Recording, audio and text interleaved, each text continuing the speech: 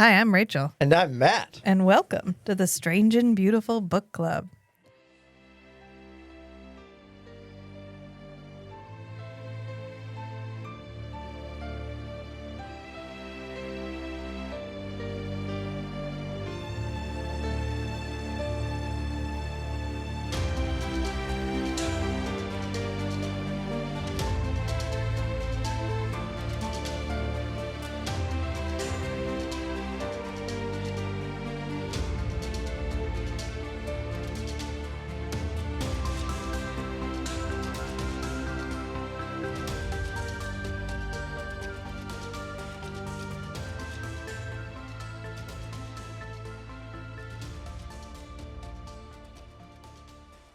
I remembered how to say it.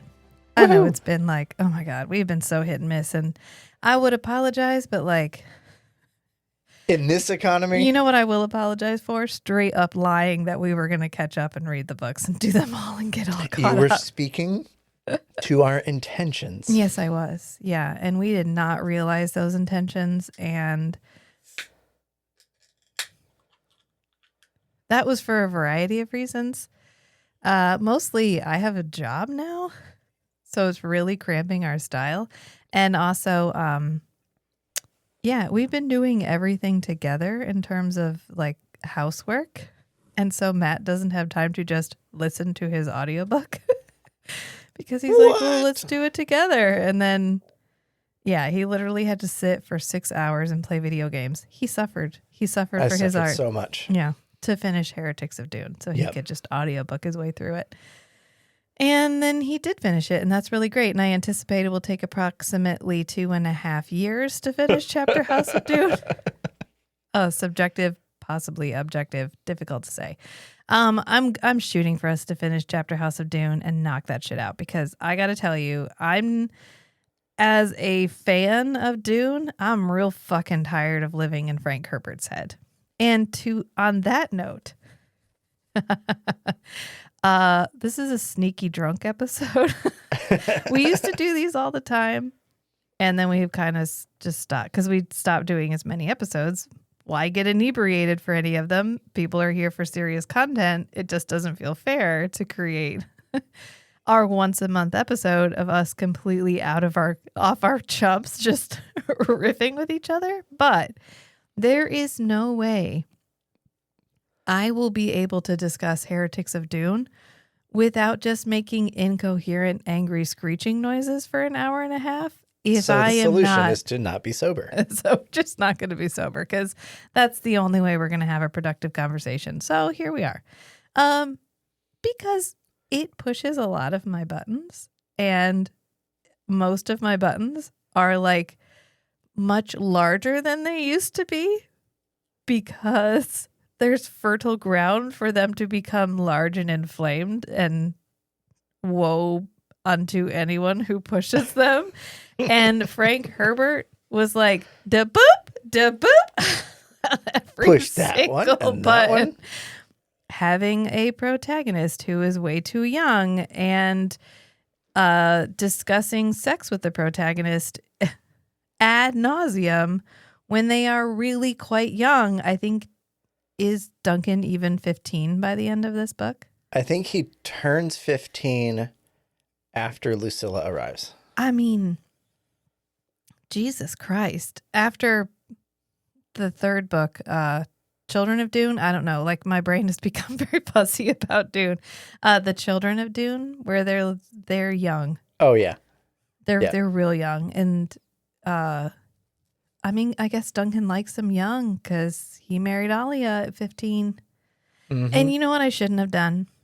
Here's what I should not have done. I should not have read the introduction written by Brian Herbert, because I feel like Brian Herbert's introductions have become increasingly desperate as time goes on. Who are you trying to convince? They started out as like, ooh, let me tell you some cool, interesting tidbits about Dune. And then the second one was like, let me tell you some interesting tidbits about this story, and also about how much I've forgiven my father for who he was when I was a child. And then the third one is like, and here's how my dad never told me he was proud of me. And then the fourth one is like,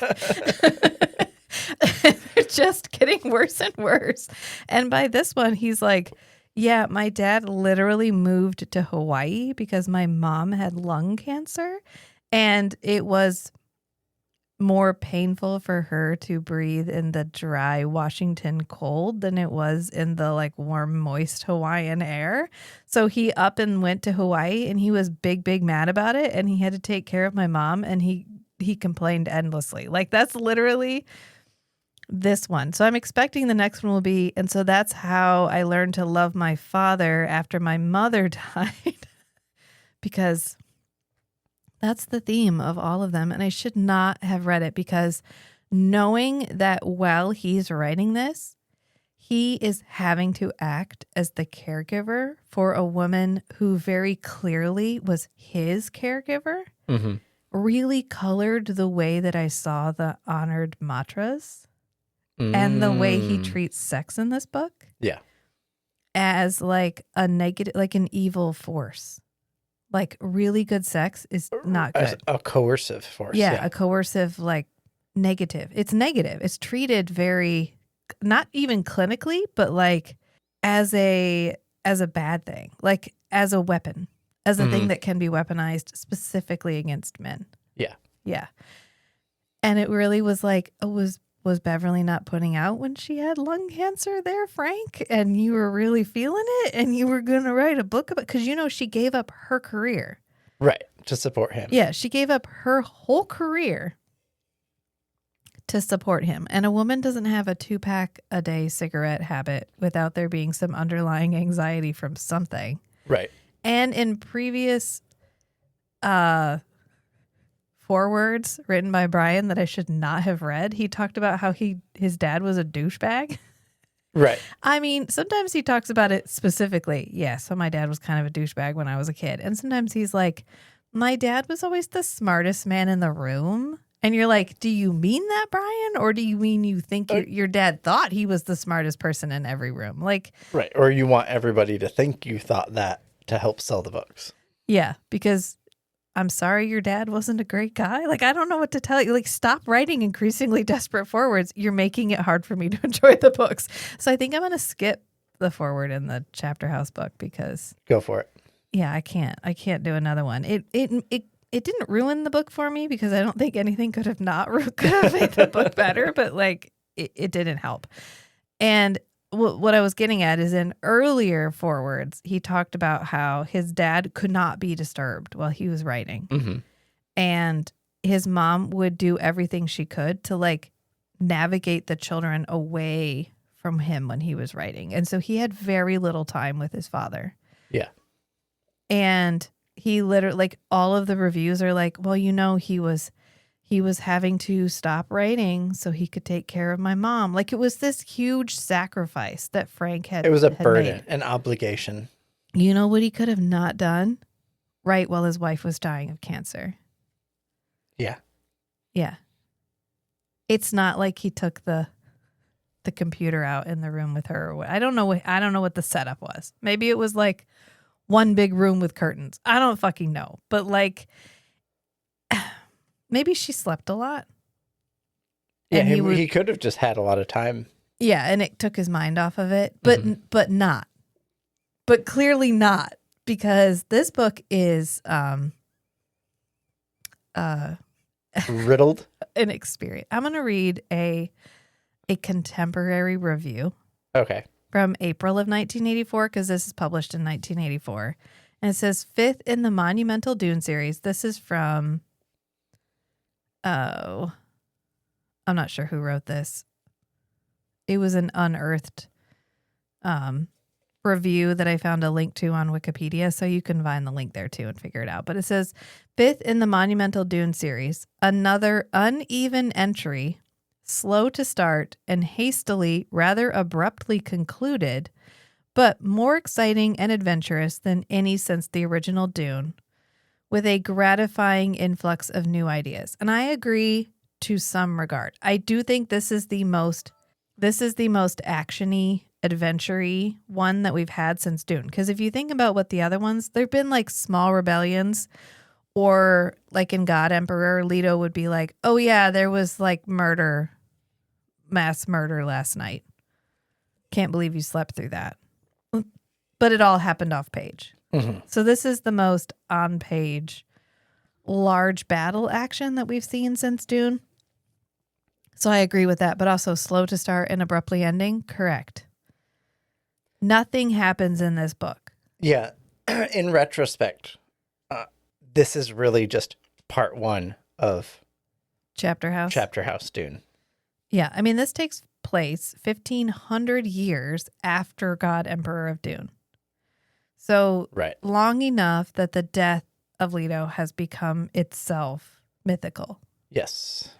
And really only the Bene Gesserit retain the full historical memory of what that was like and about what Leto did to us.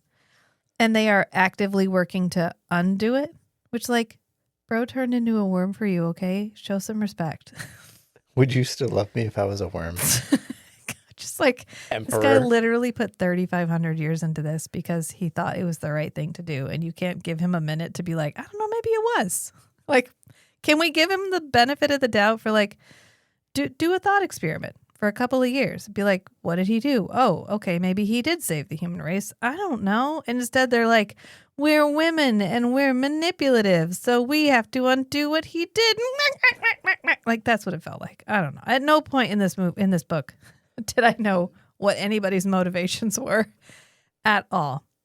And the big thing is like the honored matras are coming back. The people from the scattering are coming back. Right. So after Leto died, or how did they phrase it? He split? He separated? Oh, he translated. Divided? Translated. After he translated into the sand trout, humanity scattered across the galaxy. Yeah. They were like, fuck this noise, and ran off. Oh, yeah, we're doing this like a power hour. So every 30 minutes, it's time for another shot. Shot achieved. All right, go off. Oh, that was what the timer was for. Yes. Oh, it makes so much more sense now. I'm not editing this. It's fine. I'm sorry. We cough and snort sometimes. You're welcome. There's only one way I'm getting this up. Yeah. Yeah, go. Okay. So after he translated, humanity scattered.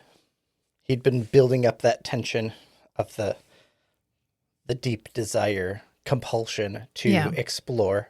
After training his people on all the different kinds of tyranny so that they would learn to not do that. Yeah. And a tyrannical organization comes back. Correct. But they went out and it does feel a bit like he did it all for nothing. Settled planets and you know built up societies and everything.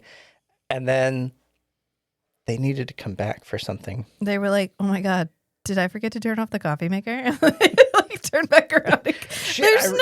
I ran out of spice. There's no explanation for why they turn around and come back. Yeah, spice. Oh, just spice.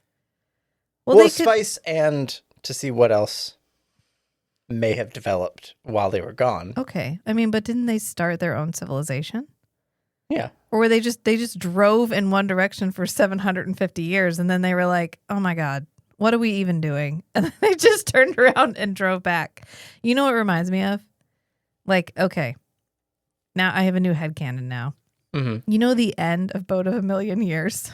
Yes. The book that we talk about in like every book podcast, but we've never actually talked, like neither one of us have finished it and probably never will. All right. So remember at the end when all of the immortals hop on a spaceship? Yeah. Because it doesn't matter. They're immortal. They can travel in one direction forever and they'll never die. Right. What if that's like them? They've literally just been driving and fucking each other for 750 years. And then they were like, wow, we have gotten so good at sex, you guys, because it's the only thing we've had to do for 750 years. We should take that back. And it started out as a mission of like, we're going to take back our sex skills because everyone needs to know how to do this shit. And by the time they got there, they were like, we're going to take over civilization with sex, because that's how the doctrine warped over the 750 years on the way back. Mm-hmm. That's what I'm going with. How do they even know they're coming back? Nobody's prescient anymore. So how do they're like, they're coming. They're on their way, y'all. The Tleilaxu knew. Oh my god. Because the Tleilaxu and the Bene Gesserit snuck people in. Yeah. They specifically sent people with the scattering so that if they ever came back, yeah, they would have like a secret cell of Tleilaxu or Bene Gesserit amongst these peoples to warn them when they come back. You know and what? So the Tleilaxu okay. are the first ones to find out. You know what I discovered? I did not know that Ixion and Bene Twi'leks were two different things. I also, for a long time, thought they were the same thing. And I think it wasn't until I read this book that I really realized that they're two separate. I thought the Bene Twi'leks were the people who lived on Ix. Yes. And then when they talked about Ixion stuff, it was the technology of the Bene Twi'leks. And I was like, oh, yeah, they're like the same thing. Because they have similar letters at the end. And then it was like, oh, no, they're two different things. And I was like, God damn it. And now I can't. Right. This whole time. I can't change that in my head. The whole time I was like, Ix is different. Every time Ixion would show up, I'd be like, Ix is just a planet. Ix just makes computers. Ix is Apple.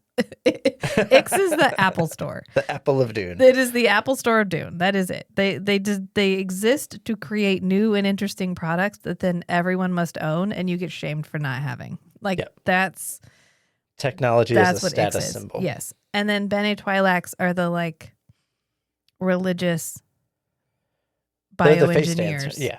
Yeah. So I figured it out. It took me a while. I was like, oh. And then the big reveal at the end where they're like, I think the axolotl tanks are literally just women. They're engineered women, yeah. Yeah. They're just women. What was that book we read where the guy goes to see a sex worker and it's literally just a torso attached to a wall? A torso with legs. Oh, wasn't that that was that tone poem we read by Zelazny. Light and Darkness? Creatures of Light and Darkness, yeah. And he falls, no, it's like Anubis. And Anubis falls in love with the pair of legs. And it's like, thank you, because you truly fell in love with me. I can be free. And it gets to be a whole woman. And it was, and it's the guy who died to save everyone. Yeah. Is the one that she's pregnant with. Oh, okay. The guy who burned off his own dick? Yes. Oh, okay. Yes. Great. Great. Wow, I can't believe I remember that. At least he wasn't his own father. Yeah. Like in Predestination. Yeah, I was going to say like that one. And then I couldn't think of the name of the author. It's the Android's Dream of Electric Sheep guy. Philip K. Dick. Yeah, Philip K. Dick. There we go. See? I got there in the end. Anyway, where was I going with this? So how did they find out that the scattering was returning? Yeah, and then the Bene Twi'leks had people that came back faster and they're warned coming them. back. And they're like, okay, the honored matras, which we get like an early preview of the honored matras because we get the waff guy, the like guy, the what did he look like in my head? There's a character from something who's like short and he has very tiny sharp teeth. Oh my God. Kind of like the aliens from Communion. You didn't watch did you watch that with me or did you block it out? Yeah, I watched it with you. Okay, I've got a picture. I think it's from okay, I got it. He looks like the guy who sells stuff in exchange for monster parts in Breath of the Wild. Oh. Because he's like tiny and weirdly shaped and he has tiny sharp teeth and he's like he would probably do stuff if you exchanged monster parts with him. Like I think he's actually that character now that I think about it. But he's like Lord High King of the Face Dancers or something. Yeah, he's high up.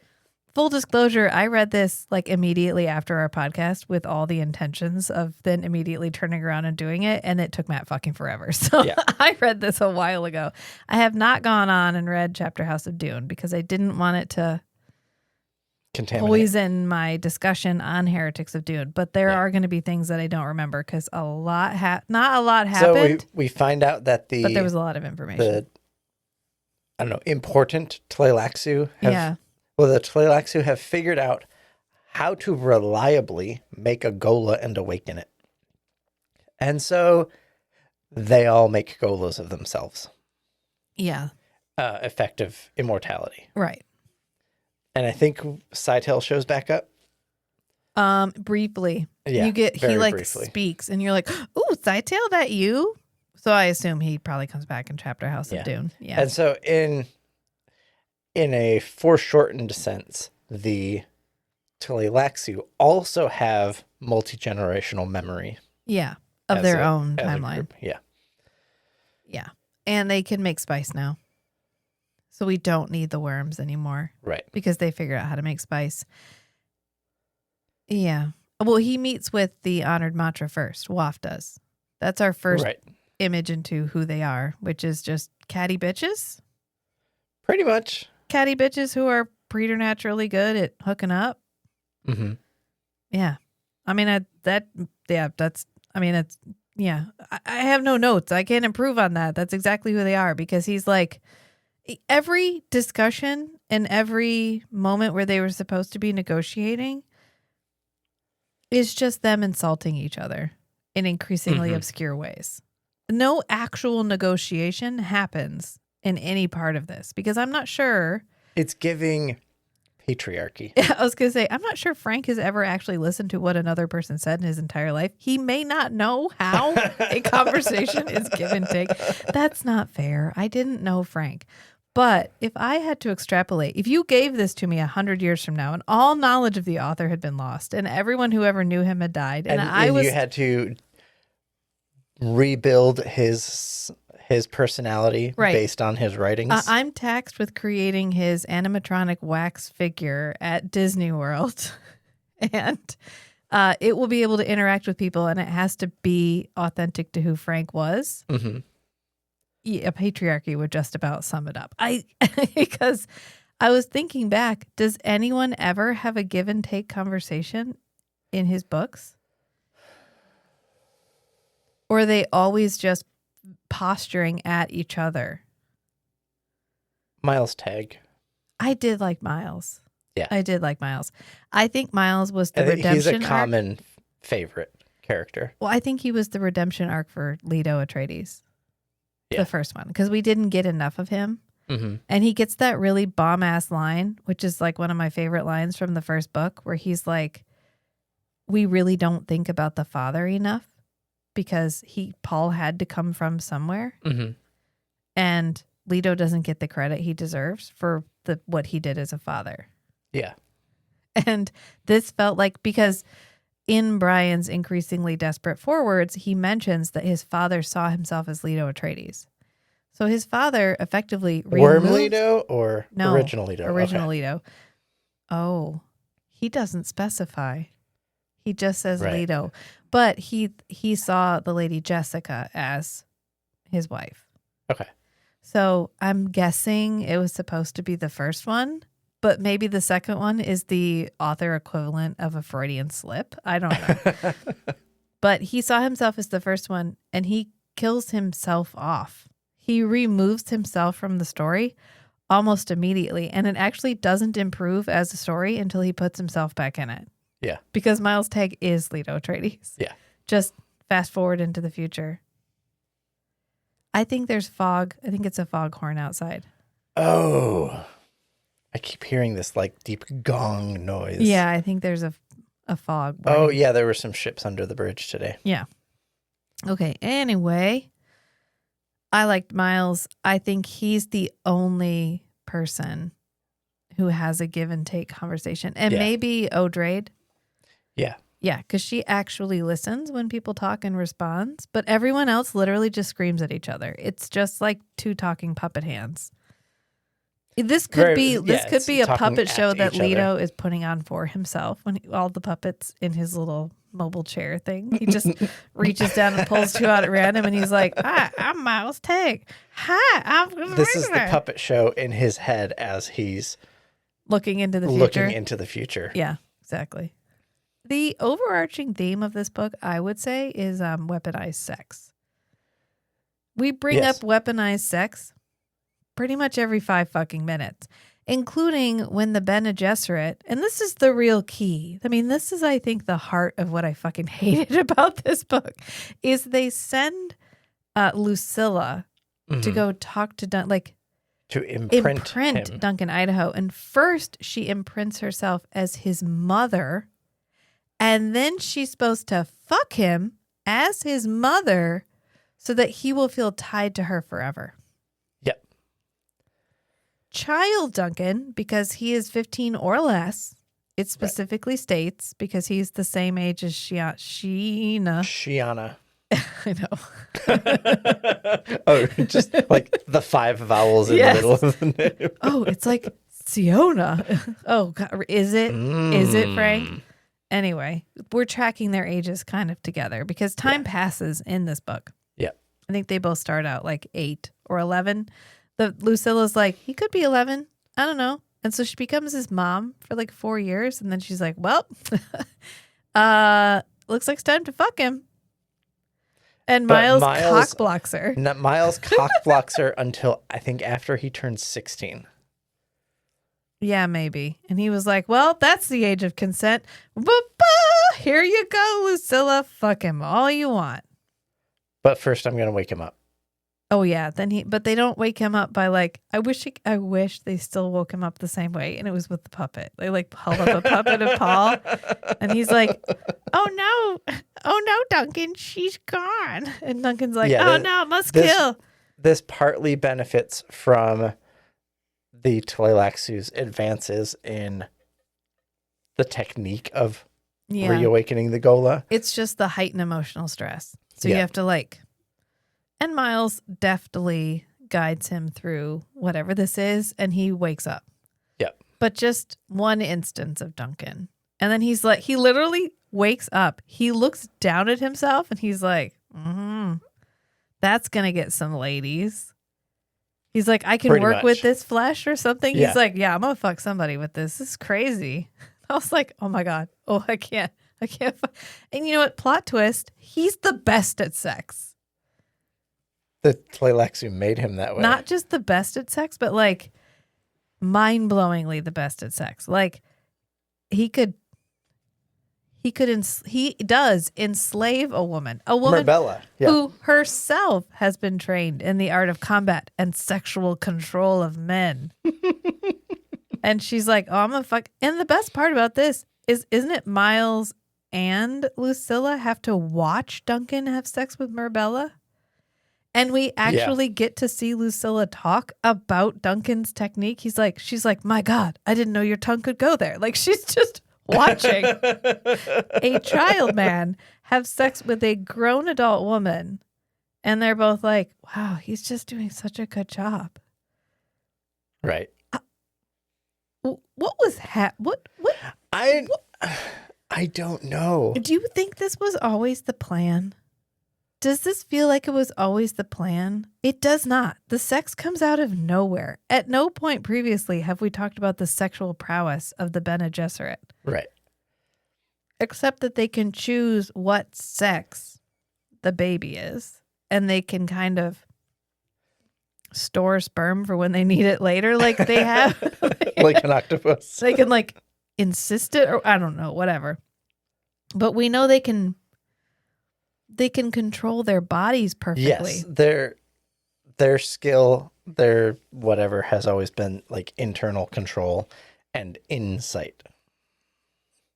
But there's a part in this book where I think it's Lucilla, or it must be Lucilla, and one of the honored matras have like a sassy bitch fight about who's the best at sex. Mm-hmm. And it's the one where Lucilla is like, yes, I know all about vaginal vibration. That is, I think it's one of the honored mantras that's like supporting them, helping them out. Or it might be one of the face dancers.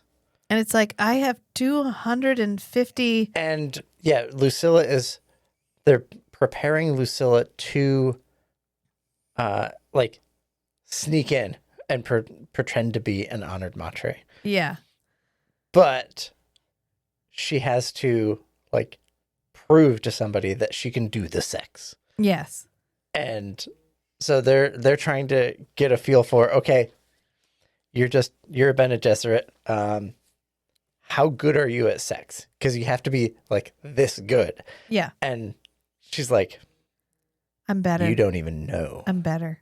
She's like, I know 200. You don't have numbers for how good I am at sex.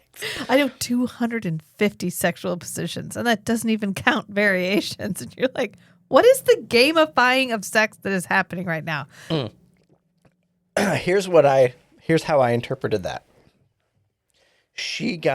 Lucilla got a comprehensive, like, analytical expertise training in sex, similar to how Jessica talks about in Dune, or maybe anyway, Jessica talks about her, like, comprehensive analytical, like, drilled into you training about religions, because Jessica's specialty was the Missionaria Protectiva. Yeah. Lucilla's specialty in the Bene Gesserit is sexual techniques for manipulating people. Yeah. And so that's why she would know all the numbers, like the quantities of things, because she had to memorize the lists and all the combinations and whatever. And so the first time I read it, it really came off as her bragging. Yeah. But then this time through, I was like, oh no, it's just the, comprehensive analytical training. It stuck out to me. Which as it's why?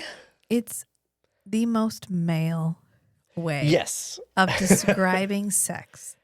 As if female power. Women can't compare, right? We can't whip it out and hold them side by side, right? Right. Can't You get out the tape measure and be like, you my don't cervix flex is your this muscles. deep. You don't lift heavier things than all the other men. It's okay. Literal genital what is the stuff. thing that, what is the thing that women do that men can't do? Yeah.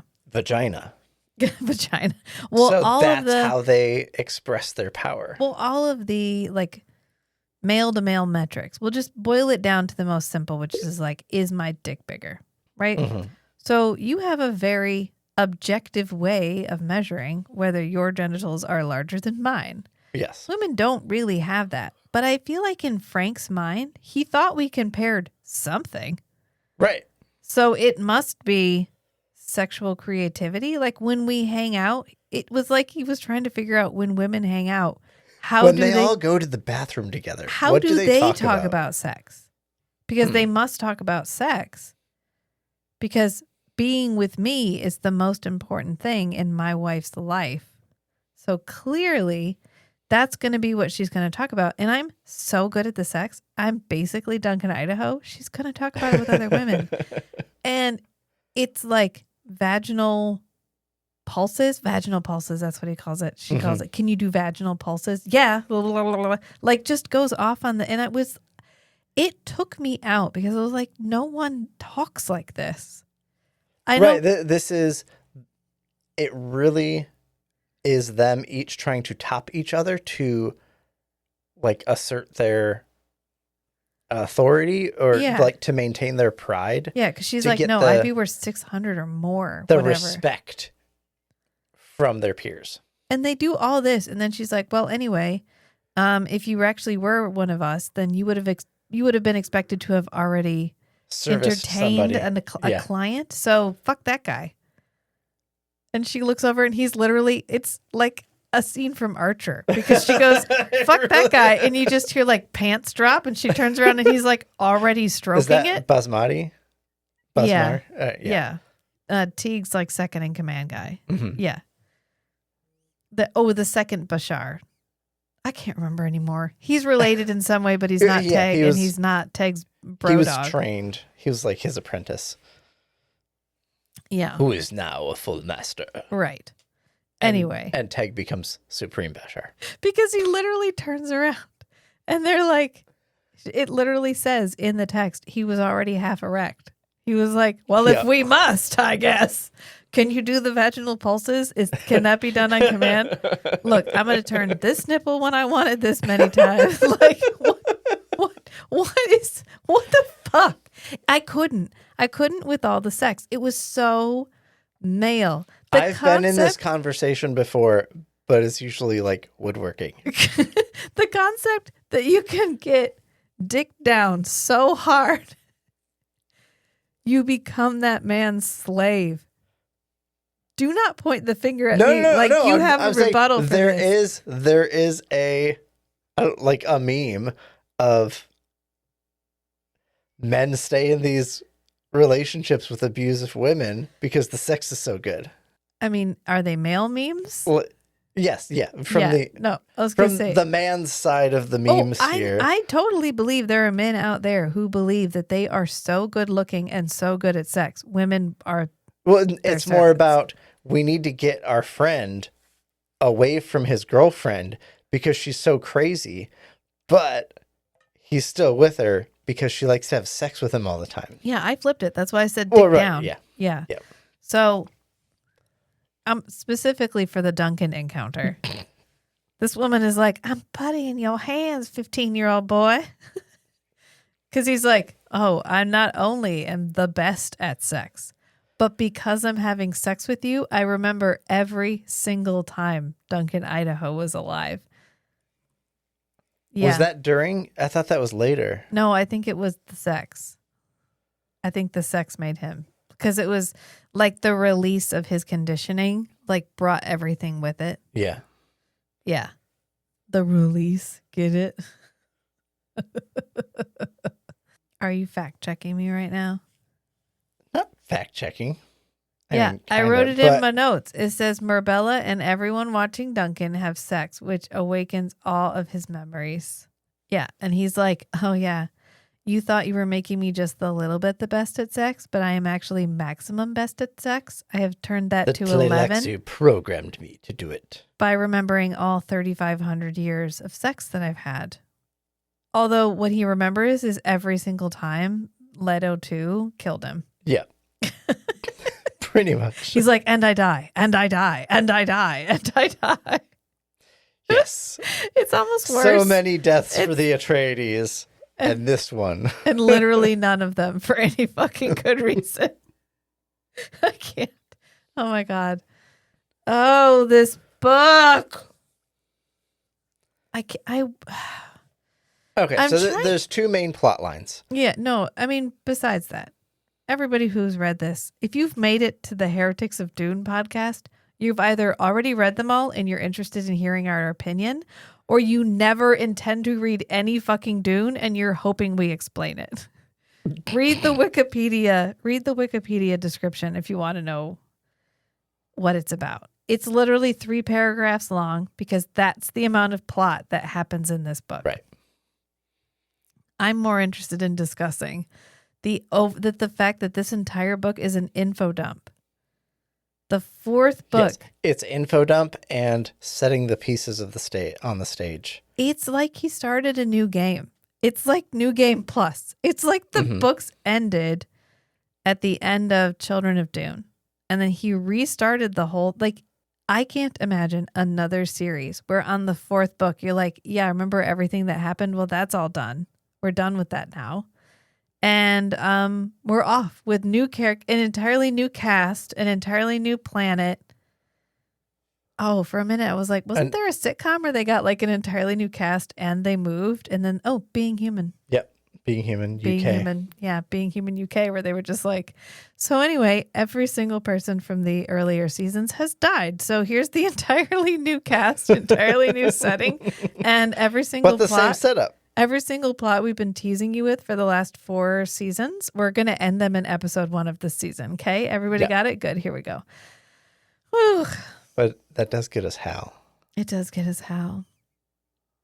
I know. I was thinking about rewatching it the other day, and I was like, yeah, but only the last season. I was looking through the cast list of something the other day, and I saw the guy that played Hal. I was like, aw. He's gone. He did something with the guy who played Cassidy from Preacher. They had some British, Irish comedy sitcom thing that they did together. Whatever. East. Just East. What? Oh, East of us. Yes. Okay. East to Europe. Yeah, Europe. That's the word I was looking. Just a minute. Also, what? 4 minutes till the next one. Okay, so Yeah. All of the interesting words he comes up with, all of the marginalized languages he mines for interesting sounding words for everything. The Tailaxu, the Bene Twi'lax, the Ixians, like Terasa, whatever. And then he's like, what do you call a ship that you can't see? No shit. What's on my screen? No ship. And then he was like, okay, but what if you had a room? Well, look, I can see it. But on the screen, there's no ship. It must be a no ship? Okay. And then he's like, what if you had a living quarters that was, say, globe-shaped and you couldn't see it? What would you call it? And they're like, no globe.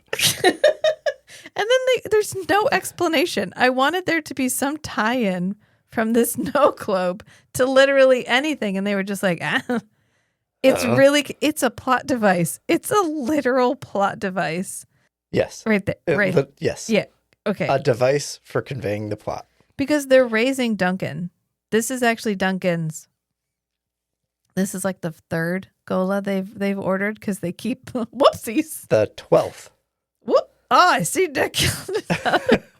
What? Oh, no. The 12th Gola that the Bene Gesserit have ordered. I know. And they're like they keep it's like the meme about the dad and his daughter at the pet shop to get a cat. Oh yeah. Well, what keeps happening to your cats? Oh, well, I bring a cat home and it goes outside, but eventually the coyotes kill it. And so when the cat dies, I just come to a pet store and get another cat. And the employee says, it sounds like you're just feeding cats to the coyotes. It sounds like you're just feeding the Duncans to whoever. The Bene Gesserit machine. The orphan grinding machine. I mean, basically. Oh my God. Because he's being grown up. He's being raised on Gamu, which was Gady Prime. And like, Frank, I love you. Get a new shtick. Find a new planet. Yeah, well, it was supposed to be Gady Prime because they did modify him.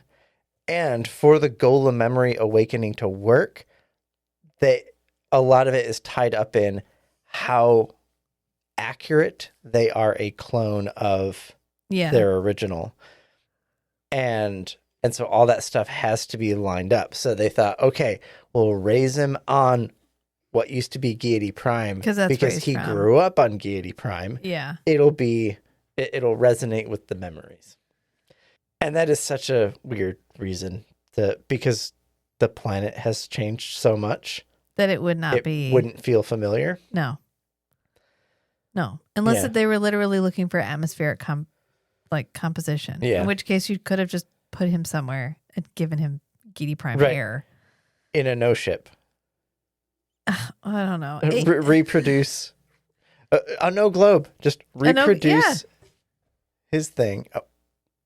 Oh, is it time for another shot? Can anyone tell? Oh, no. I got it. Okay. No, and they're like, no globes are really expensive. Wow, I can't believe we found this one. It costs too much money. I don't know. You know what bugged me? The Bene Gesserit were like the central characters in this book. Mm-hmm. And it reminded me of why I'll never watch that Dune TV show. That's all about the Bene Gesserit. Yeah, the history of the Bene Gesserit. Because in my mind, and probably not accurately, but just like to my thinking, the Bene Gesserit are Frank's commentary on women. Right. What would women do if they had all the power? Right. I mean, the breeding. The Mentats are traditionally. Does Frank have a breeding kink? Yeah. Hell fucking yes. I think we discussed that. Yes. In June. A big check. No caveat. I'm just stating that for the record. Allegedly, please never sue me. Yes, he had a breeding kink. 100%. But let me. Satirically. Yeah. Whatever gets me legally out of that being slander. It's not slander because there's nothing wrong with having a kink. I didn't know Frank personally. We've covered that already. So that'd be really interesting. Maybe I am a face dancer and I keep getting reawoken, and that's why I'm so over this shit. Can you imagine? It would end up, that sounds like a plausible origin for the theory of reincarnation. Because you have this long ago society that kept waking themselves up. And then after a while, there's some latent ability to do that. So you have this belief that that you just believe that's what's happening. That even if you can't remember the past, it's because you're not good enough and you need to study your past lives. And you're always hoping that this time you don't get woken up. Like, please never do that to me again. Stop it. That would be the end of your suffering, is if you finally did something that made it so you couldn't be woken up. Yeah. Yeah. Anyway, I don't know where we got there. Oh, we were talking about Duncan and why did they raise him on Gamu? Because ultimately they need to try to get him to Arrakis. Meanwhile, on Arrakis, there's a chick that can talk to worms. That's her plot. That's fine. Don't worry about it. Anyway, they got to get him there because he's got to fuck the lady who can talk to worms. Because he's like young and full of vigor. They mentioned that several times. Oh, yeah. Those young guys, they can just get it up anytime you want it. It's fine. Mm-hmm.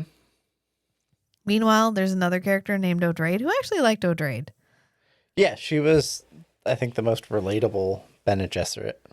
I got tired of the tar and dar thing. I don't care you were besties. I don't fucking care. Oh, that's what I was talking about. That the Bene Gesserit are Frank's commentary on women. Right. And you interrupted me with, does he have a breeding kink? But what I was talking about was the fact that the Mentats are all male.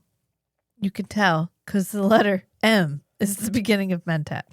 There's several Mentat Bene Gesserit. Later. Oh, yes. Later. Yes. Back in the old days. Yeah, the Mentats originally were formed to effectively be men. So what he was saying was, and the Spacing Guild is more or less all men.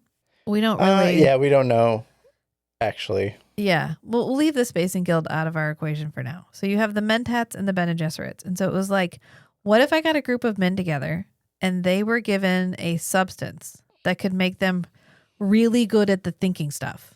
What would they learn to specialize in? And he was like, data, science, mathematics, pure calculation, complete observance of the world around me, and the ability to tabulate that into whatever statistic you want. That's what he thought men would do. An analytical machine. Yeah. Yeah. He thought women would control the breeding, right? And the shadow government of their entire society. Yeah. Yeah, I'm going to secretly take over everything. I'm going to control bloodlines. Control the breeding. Yeah. To breed the perfect human. Yeah, I'm going to become so obsessed with pregnancy, it's going to be like a whole thing. I'm going to make it everyone's problem. And then he just released that thought into the world, and here we are talking about the Bene Gesserit. But yes, I did like Odrade, and I liked that name was a variation on Atreides. Yes. I thought that was really cool. Later. And she kind of does her own thing. The Bene Gesserit are like, don't do that. And she's like, cool, heard, and then goes and immediately does it. And so I liked her for that because she was subversive. We have a lot of blind loyalty in this Dune as a whole. Definitely. Yeah. He was kind of like, men will follow an Atreides because they're like nice. They're bred for the hierarchy. Yeah, so it's fine. That's why they're going to follow them. That was his whole, I don't need motivation. I don't need actual character reasons. One, Gurney Halleck. He got whipped that one time. And they maybe murdered his family or something. And so that's why he hates the Harkonnens. The Atreides also hate the Harkonnens. Bam, motive. Every other time, he didn't feel the need to give anybody a motive. But it took except for Miles Teg. Yeah. Did Miles have a motive for anything? I mean, he was connected to Odrade because he was her father. Right. But it was just like sup. Hey, yeah, I'm your gene donor. I know. I think he believes in at least part of the Bene Gesserit plan. And does he see himself as one of the Bene Gesserit? I think partly they talk about it. Yeah. Quite extensively. And so I think that's a lot of his motivation is he really respected his mother because of the way she raised him. Yeah. And the compromises she made to her organization's principles in teaching him things that they would not have wanted her to teach him. Yeah. And so I think he owes a lot of his skill set. He personally believes that he owes a lot of his skill set to the way his mother raised him. And so he's very loyal to the Bene Gesserit. But more as, I agree with the vision, and I'm going to do what I think I need to do. I'm not just following orders blindly. Right. But most other people, it's just, you do the thing. thing. Okay, you told me to do thing, so I do the thing. Yay. Done. Plot arc concluded. It's like he created Yui, and he gave Yui a backstory. Yeah. And somebody criticized him for it, and he was like, fucking fine. I'm never giving a character a backstory ever again. In fact, all the characters that you cared about are gone except for Duncan because he's my favorite. So fuck you. And why Duncan? Anyway, that's fine. So Miles Teg does become prescient at the end, which I thought was an interesting foreshadowing of the ability to foreshadow. Anyway, because he gets hit or used, this thing gets used on him. And again, the naming must have gone like this. What did they use? They used the probe. The what? The T probe. The T probe? Yeah, no, T probe. Yeah, T probe. That's what it is. Jot that down. T probe. Yeah. It's to probe. What's that thing for? Oh, it's to probe. It's to probe. Okay. T probe. Oh, are you kidding me? T apostrophe probe. Yeah, because the ability to like copy a mind was a big theme. Right. To like a mechanical solution. Yeah. To what the face dancers can do. Yeah. And to as a response to the ability to resist the other means of stealing memories. So I think we should just skip to the end of the book at this point because I don't know how much longer I'm going to be coherent. What the fuck? I literally read this book. And then I was looking back at some of the notes and some synopses to like I was refresh mentioning my some mind things earlier. And I was like, well, I didn't even realize that they destroyed Arrakis at the end and like flew off into the sky on the back of a space worm. Matt was like, they what? They what? And I just finished it. I was like, you finished it less than a week ago. I remembered Tag at the bar with his old war buddies. Yeah. And he convinces them to help cause a distraction. Yeah. To save Duncan and Shiana and Lucilla. And I remember big explosions, and that's how Tag died. But I did not. If you had literally asked me, only remembered your favorite character. You didn't remember anything else. You were like, and then Teague created a distraction. I was like, for what? You were like, But I didn't remember the entire surface of Arrakis being like melted into sheet glass. By there, and are you ready for this? Obliterators. What does that do? Oh, it obliterates. It obliterates. It's named for what it does. It's like Miles Teague, Shiana, Mirabella, Duncan, Idaho. Right? Even now, that's not a normal name. I guess Duncan is. He was like Irish. Are there people with the last name Idaho? And potatoes. That's what he named him. He named him Irish Potatoes. And we've all just gone with it forever. So I have earned the right to laugh at these stupid names for things. Oh my God. Like axolotl tanks. Do you think he saw that written down and he was like, That sounds really spacey. And he just put it in Yes, here. that sounds like a space word, not a biology Not word. knowing that they're a little aquatic animal thing. That's really cute. And my kids love the Minecraft stuffies. Maybe it's because axolotls can regenerate. I mean, maybe. I'm probably considering all the research an axolotl tank would be like the Bacta tanks in Star Wars.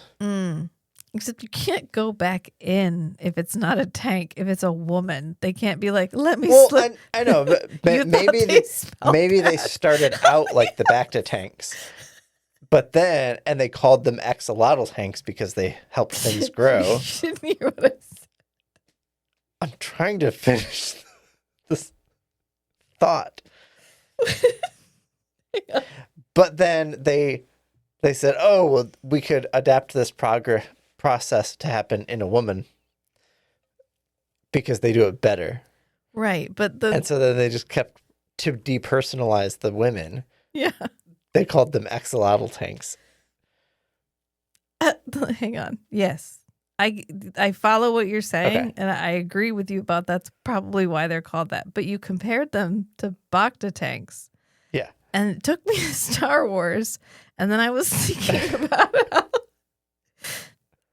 a Bacta tank you can get put in to get healed, right? But if your axolotl tanks are really just a woman, you can't go back in. You can't Unless, so I said, wait. Unless you can. So looping it back to Star Wars, I said, you thought they smelled bad on the outside. I follow you now. Okay, thank you. It was really hard to make it through that. Okay.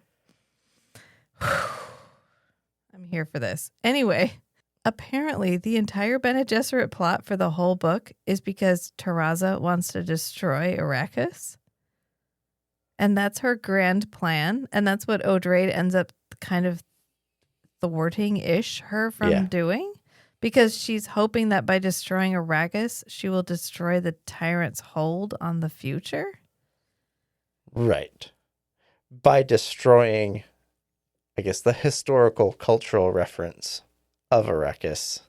I mean, but it would still just be the barren hulk that used to be Arrakis. Right. Like, it's not gonna it's too embedded in the culture for you to be able to remove that. Right. Anyway, she dies, and Odrade's like, she mind melds, and then sucks up Taraza, and they fly off into space. I don't know. In my mind, it's just them on the back of a like holding onto a rope, just flying like off. Flash Gordon. Yes, like Flash Gordon. Because I know they pick up the worm, because they're like, if we can grow the spice in a tank, can't we maybe move a worm somewhere now? Like, we have the technology. We can rebuild him, and then gestures at Arrakis. And then gestures at Chapter House. Yeah. I think we can make this work. And then they were like, sure, let's give it a shot. And wouldn't you capture a worm and make sure it can live on Chapter House Planet first? Well, people started trying to do that 4,500 years ago. Yeah, and it didn't work.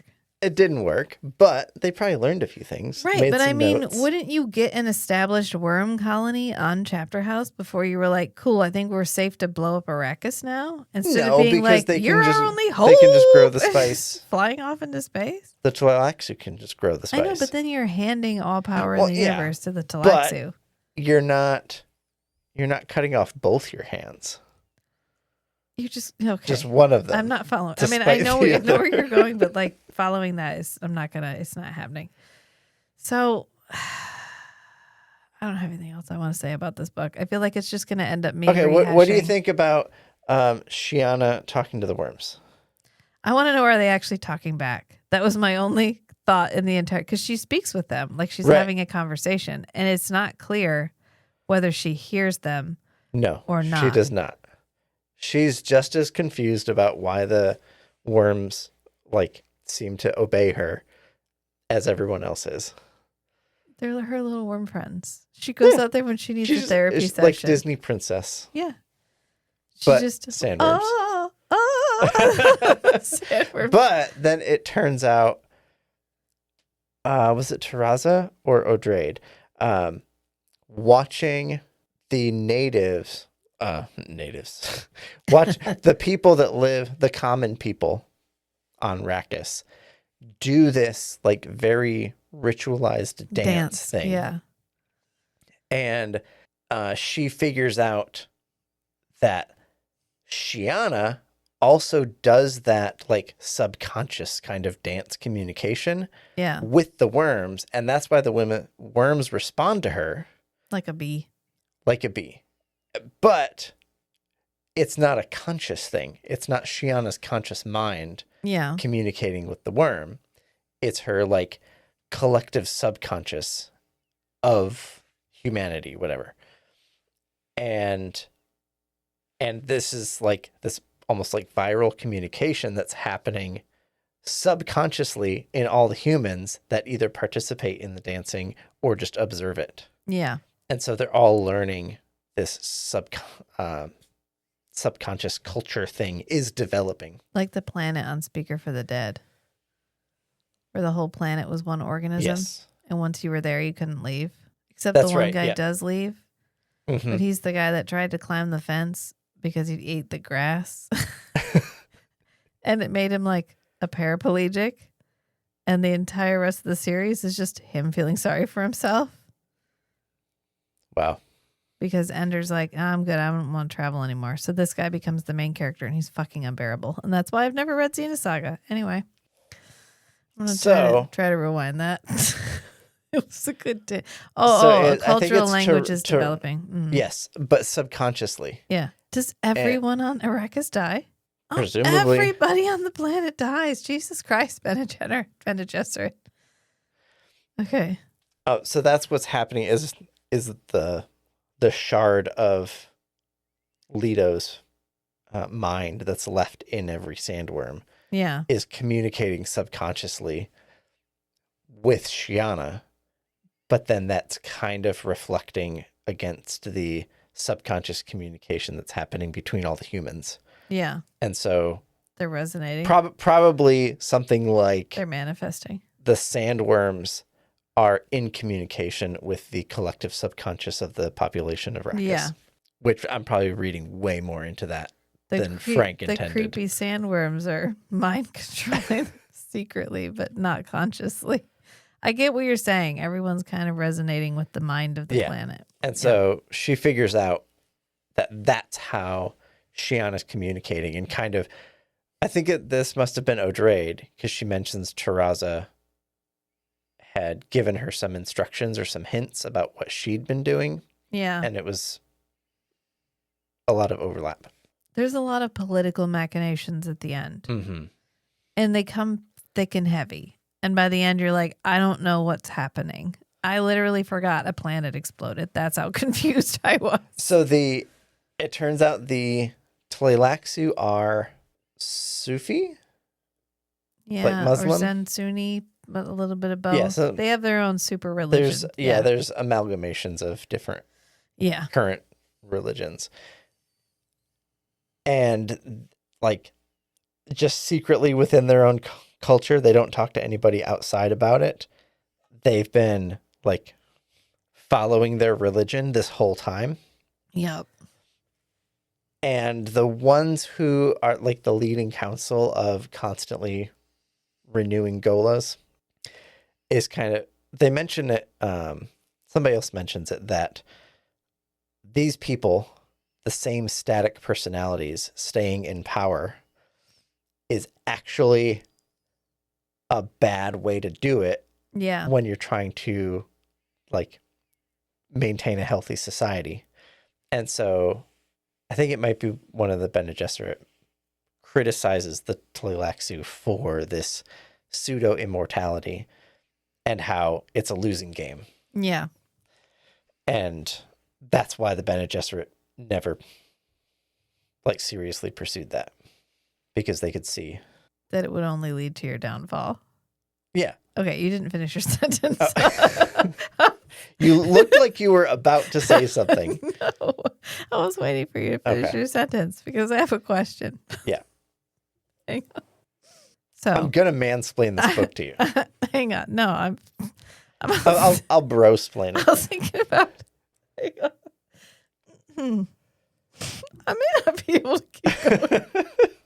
Okay, so the way the axolotl tanks work is they have like your DNA on file, right? And they just hit 3D print. And then they make a new one.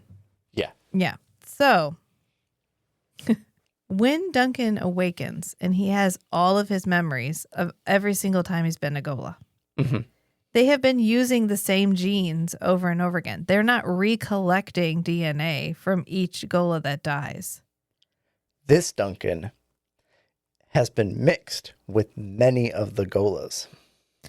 Okay, but previously, I mean, the memory had to travel along some path, right?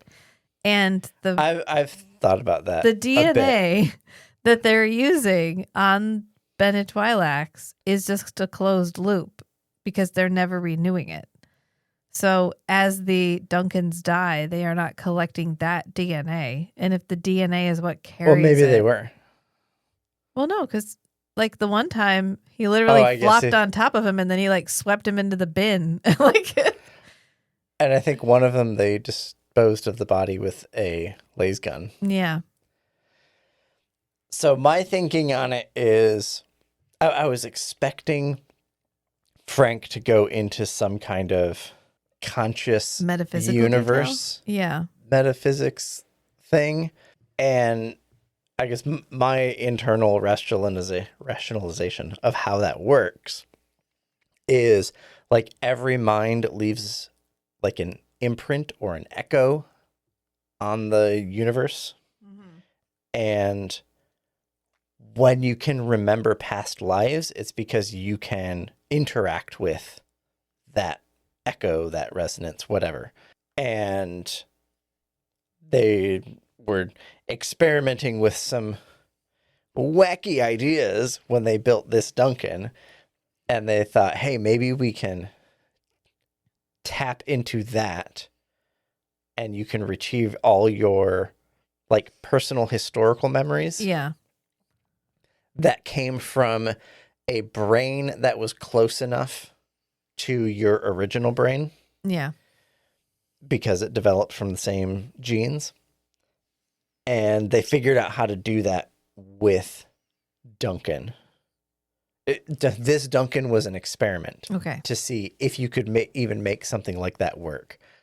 And I think it's also supposed to be like an echo of the Kwisatz Haderach. Okay. Where Duncan is something weird.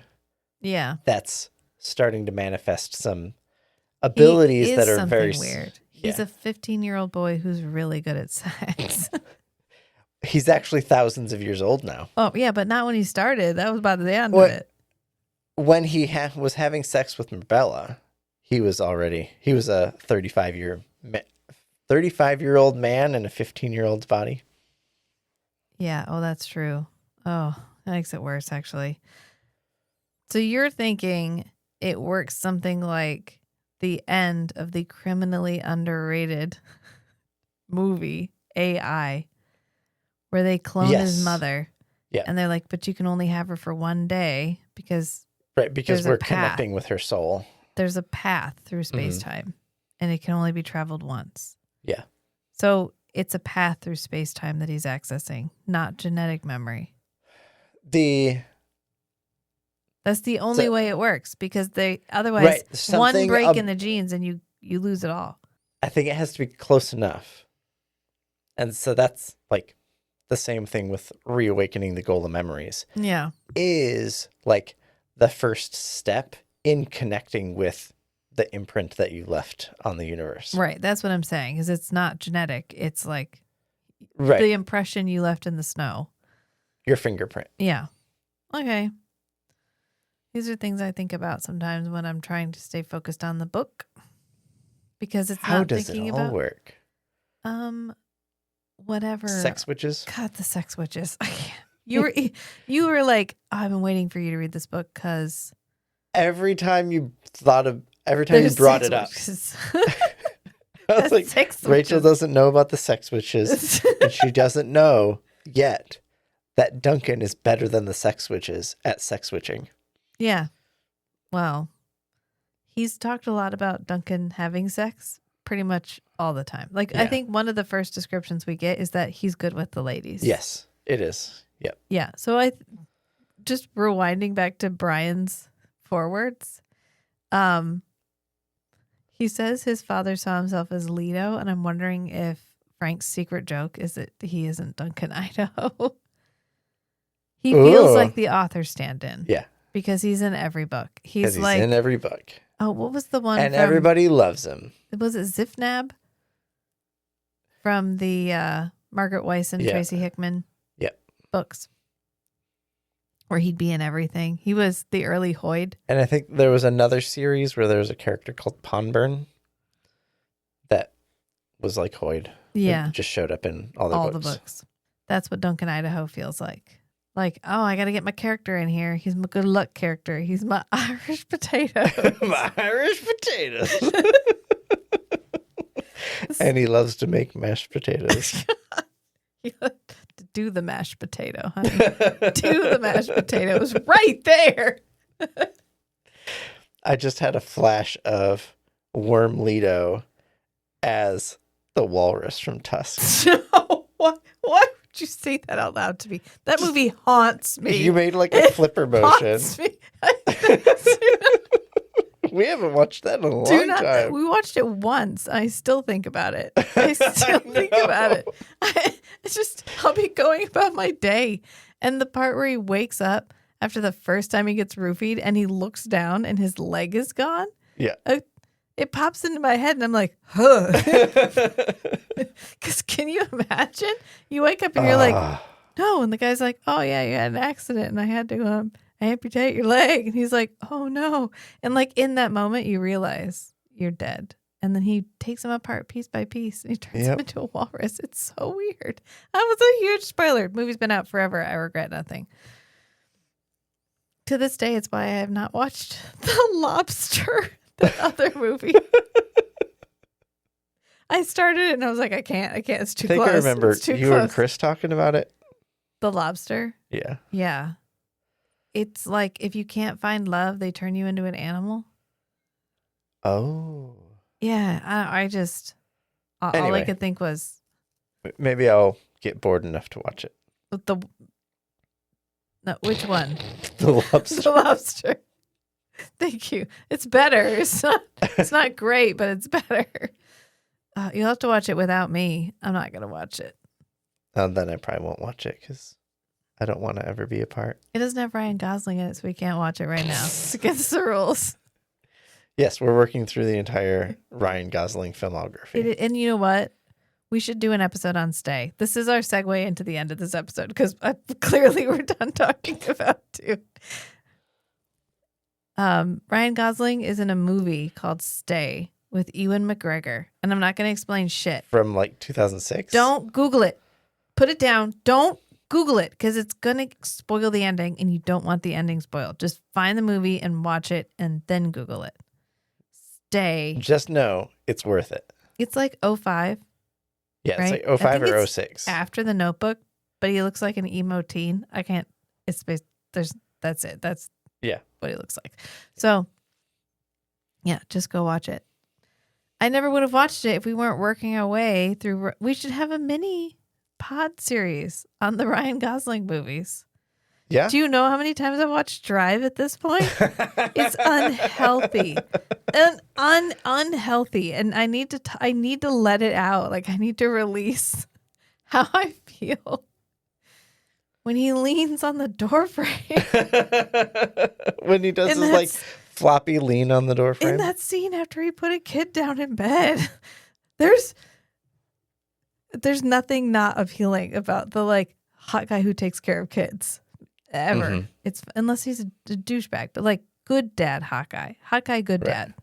Himbo energy. Yeah, exactly. But can really drive a car, which is like, that's all anybody, he's like really good at driving.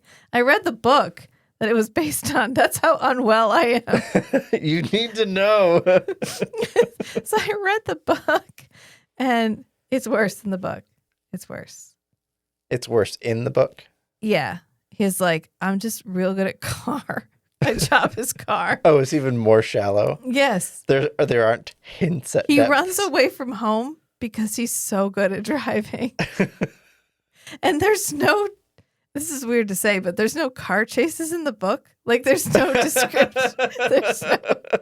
There's no action scenes. It's just like just really wanted to be good at driving. But he didn't know anything about it's exactly how I would write it if I didn't know what I was talking about and I didn't want to sound stupid. So I just montaged it. Right. I'm just gonna rub a little Vaseline on the lens.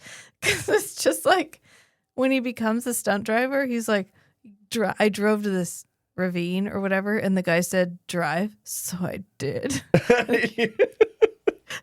think you read that part to me. It's so pale. It's so. But anyway, I'm trying to make my way through. Hang on. This is going to be really fun for everybody because I am not editing out all of the times I just can't get through the giggles. Okay. I will start posting on the Instagram. I know. So I will update you guys if it plays out that we decide to have a Ryan Gosling mini cast.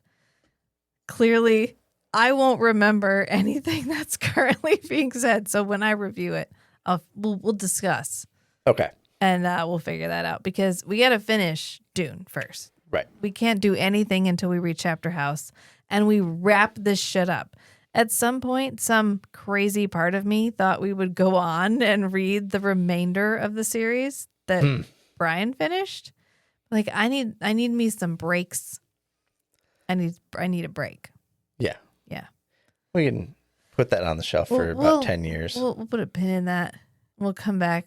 Wait for the kids to all be out of the house. But then will we have to reread all these as run up? I'll die. We'll just re-listen to our podcast. Okay.